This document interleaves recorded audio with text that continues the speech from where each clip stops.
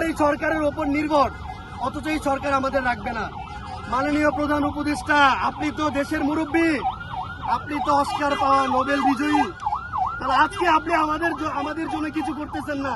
এই যদি সংস্কার হয় তাহলে আমাদের এই লোক, এই স্কিল্ড ওয়ার্কার, এখানে ল্যাব অ্যাটেন্ডেন্ট থেকে শুরু করে প্রথম শ্রেণীর কর্মকর্তা থেকে শুরু করে নিম্ন পর্যায়ের সকলে অবস্থিত আছে। তাহলে এই যদি দেশের সংস্কার হয় তাহলে আমরা যাব কোথায়? এই হচ্ছে রাষ্ট্রের সংস্কার। তাহলে আমরা তো আওয়ামী লীগের আমলেই ভালো ছিলাম, তাহলে কেন এরকম বৈষম্য হচ্ছে আমাদের? অনতি বিলম্বে বলবো, আমরা কোনো লোন চাই না, আমরা কোনো এনজিও চাই না। আমি চাই আমার অধিকার, আমি চাই আমার প্রাপ্য সম্মান, আমার চাকরিটুকু আমাকে ফিরিয়ে দিন। আমি দুবেলা আমার পরিবার নিয়ে খেয়ে বাঁচতে চাই। আমি কোনো দালালি চাই না, আমি কোনো রাজপথ চাই না, আমি কোনো সংগ্রাম চাই না, আমি আমার চাকরি ফেরত চাই। অনতি বিলম্বে প্রজ্ঞাপন দিয়ে বকেয়া বেতন দিয়ে চাকরি বহাল চাই।